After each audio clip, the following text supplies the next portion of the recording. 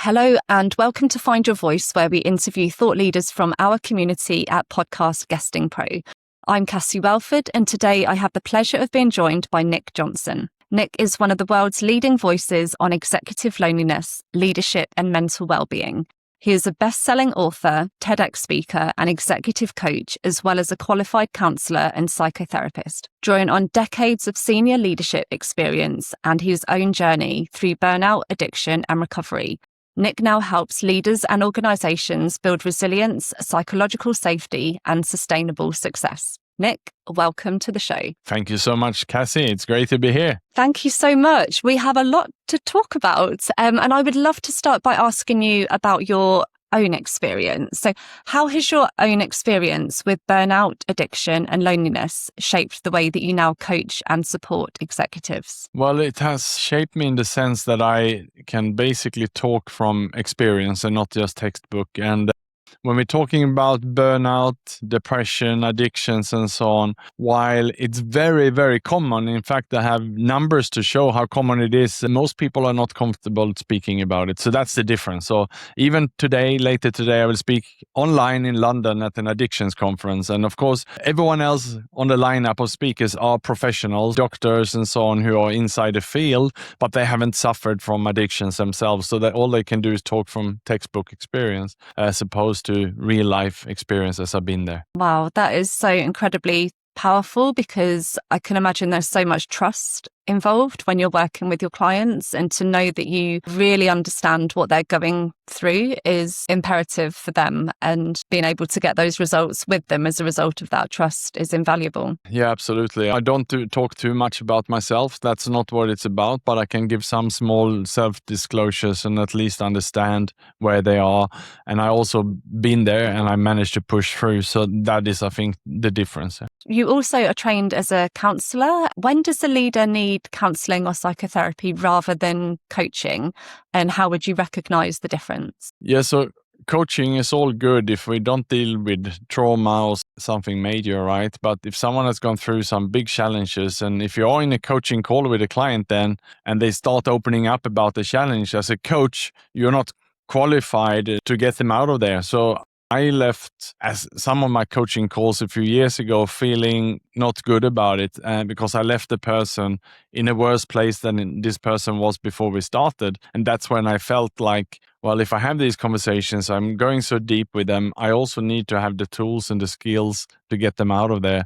And that's why I upskilled myself and I studied a degree now in psychology with a focus on addictions and also suicide preventions, so that no matter what happens on a call, if someone has suicidal thoughts, I now can do a suicide assessment, a risk assessment on them to really see how dangerous is this, what is the risk here. Even though we can never be exact to know, I wanted to just upskill myself to the best ability to be able to support them more. So I think that's something we need to be mindful and careful about, that if someone has challenges, that they not just call a coach, because they might not be able to help them appropriately. Absolutely. And the dedication that you have put into those qualifications shows the responsibility that you feel for your clients and helping them in whatever they bring to you. And it must be reassuring for them as well that they're not going to then get passed on to somebody else because they've chosen to work with you. Yeah, but I mean, you wouldn't want to see a dentist if you've broken your foot, right? It should be the right qualified person. But when it comes then to coaching and counselling and psychotherapy and so on, we need to ask ourselves, who's the best coach or therapist for me for this unique challenge? And I specialize then in leaders, especially senior leaders, either in the corporate world or entrepreneurs, founders who perhaps gone through some challenges. So a typical client of mine might be going through divorce or have gone through divorce, maybe been laid off from a job, and perhaps a job that they loved, or maybe they even defined themselves in this role. That's been their purpose, and suddenly they lost that purpose, and with that perhaps they lost themselves. Others might have suffered from some addiction. If we're looking at senior leaders, around 10 to 20% of them are currently suffering from alcohol or drug addiction. They're still functioning and trying to hide it. But I try to go beneath there and uncover what's there to help them with that, to find a way to live more holistic and more healthy. So for me, that's been a rewarding journey, because there's so much stigma, so much shame, and most leaders are not ready to seek help unless they find someone they feel safe with. Absolutely. And I think what you just said there about the stigma and the shame, like being able to speak to somebody and be vulnerable, to like dissolve that is so important. And you speak a lot about vulnerability in your workshops that you run. What helps leaders move beyond simply understanding vulnerability and actually start practicing vulnerability? Yeah, so vulnerability is a topic that we cannot just jump into without really understanding first what we want to achieve. Again, I talk about the vulnerability muscle, and just like you cannot just sign up for a gym and go in and go all out, because then you're going to injure yourself. With vulnerability also, you have to really think and strategize first. Who are the people I can be safe with? Who are the people where step by step can practice my vulnerability muscle and build up some trust and rapport before we open up? I'm not a believer that someone should come into the office on a Monday morning to spray paint the whole office with all the personal challenges and stuff that they are going through. That's definitely going to backfire. I don't think also we should come into the office to share our biggest secrets and challenges to anyone. We need to perhaps have some safe spaces externally that can be coaches, mentors, sponsors, people who are working and who are confidential, where you have an agreement that this is a confidential discussion. We can also find some people we can trust, some close friends, perhaps some mentor, someone we worked with before, and where we can establish some kind of agreement that this is confidential and so on, and really set the scene so that no one gossip or use it against you. So that is the kind of discussions that I have typically with my coaching clients. The first safe space they have is with me, and they can share what they are going through and they are safe there. A couple of calls later, we might start to explore, okay, now who is one person in your current work or someone you worked with before who you trust, who you can share this with as well. So then they can go there. And then perhaps many times also it's preparing them to share what they're going through with their partner.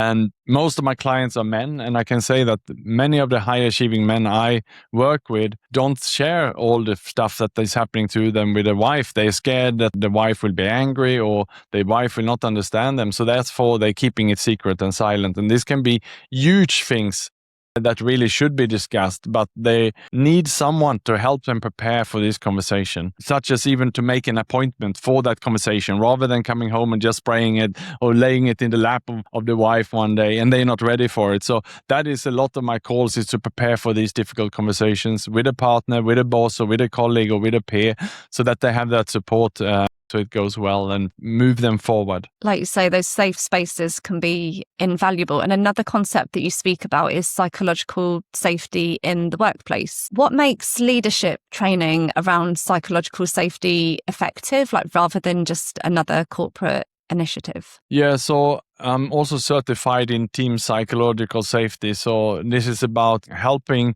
a team or leaders in a team to create a culture, a work culture where people feel safe to ask for help. They also feel safe to admit when they made a mistake and look at it. What can we learn from this mistake? There's no judgment and so on, but really we are there to help each other, speak up, challenge ideas, and learn from mistakes. The good thing with this is that we can measure these days, so we can create a report where we can measure how safe is it to speak up in this team, and we can do that before the work, and then we create some workshops or trainings around this, and then you can measure it again, let's say 6 months later, where you can see, okay, is it moving in the right direction and so on. So that's something that I'm very passionate about, to certify and train teams in team psychological safety. Yeah, I can imagine that can have a huge ripple effect through the organisation, like you mentioned about creating a safer culture, and how wonderful to be able to speak up, like you say, when you've made a mistake or you feel vulnerable and not feel judged, or it could lead to somebody even leaving the organisation. So I can imagine the small changes could make a big difference in that area. Yes, absolutely. Most resignations are probably silent, and we never find out what's the true reason behind it, unless we have created team psychological safety already before,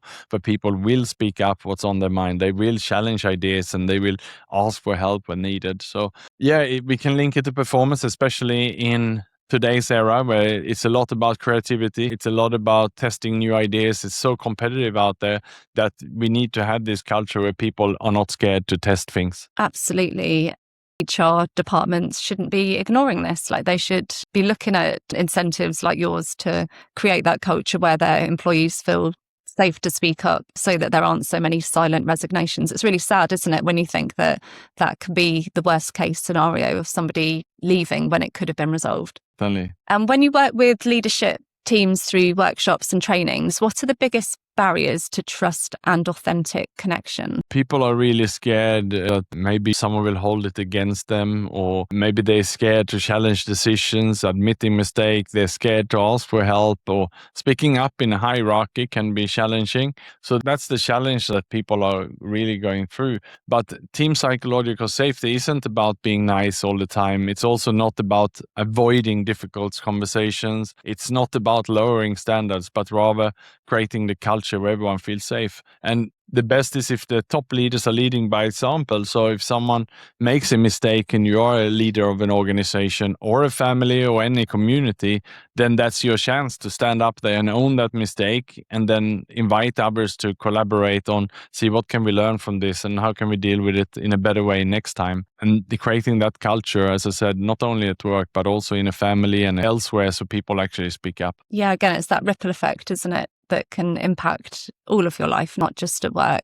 And what would you want leaders to do differently after attending one of your workshops or trainings? Well, we typically end with an brief action plan where they have to basically look at the leadership behavior that they can change to increase team psychological safety.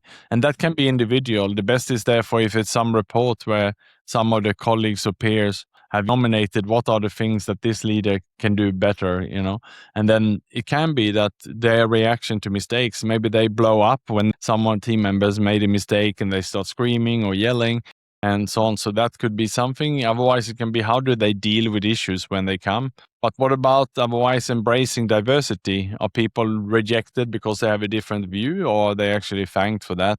Other things to commit to can be taking risks, that people feel safe to take risk in this team, or creating that culture to ask for help. Others can be how do we give feedback and appreciate each other?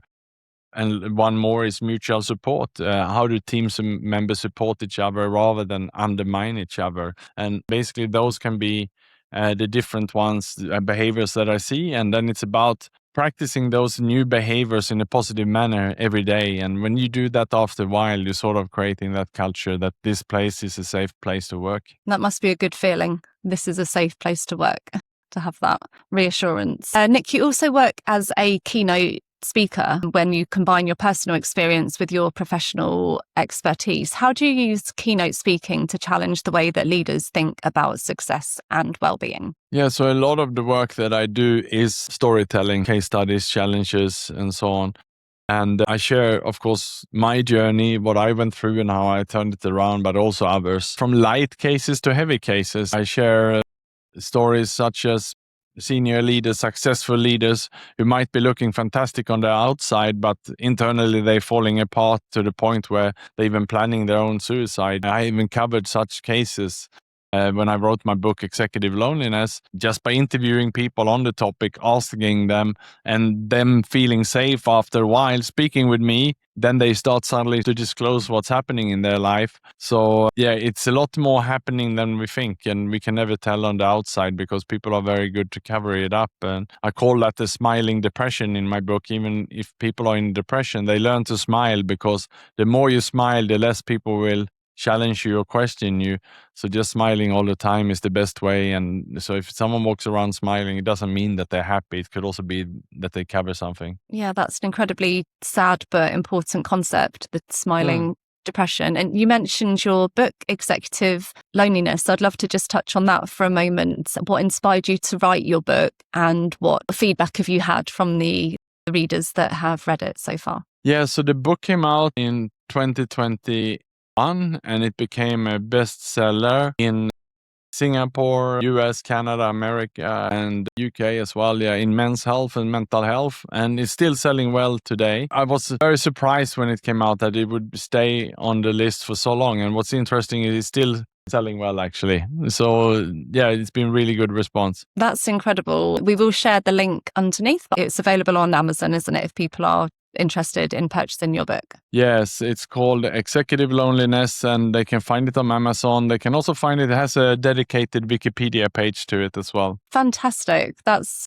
incredible. And I would love to touch on your podcasting journey. You've worked with us for over 5 years now. I would love to know, what impact has podcast guesting had on your business, and how has your experience been working with our team to make that happen? Yeah, so podcasting has had a huge impact. I've been on 200 podcasts or so now over the last 5-6 years. And it means that my story is out there, and people are reaching out, conferences, media, journalists. Even today, I've been approached by a journalist writing about executive loneliness who want to interview me and so on. And also, of course, in the era of AI now, it has also a positive impact that in terms of that the AI and also Google and so on have found me. So it's been really, really useful for me. That's incredible, Nick. Over 200 appearances. Congratulations on speaking on that many. And I love that you have people approach you now as a thought leader to invite you to speak at conferences and to work on a one-to-one basis, as well as with companies. So yeah, thank you for sharing with that. And I'd love to know, how can people connect with you? You mentioned that your book is on Amazon, but other than that, how could our listeners find you? Yeah, so the best way for them to look me up is on LinkedIn. I'm quite active there. Otherwise, my website, nickjonsson.com. Perfect. Well, we will share your links underneath this episode, and I'd just love to thank you for your time today, Nick. I appreciate you're a very busy guy, and we're loving working with you on your thought leadership journey, and just want to wish you all the best for your continued success. Fantastic. Thank you so much for the conversation, Cassie. Thank you so much, Nick, and thank you for listening.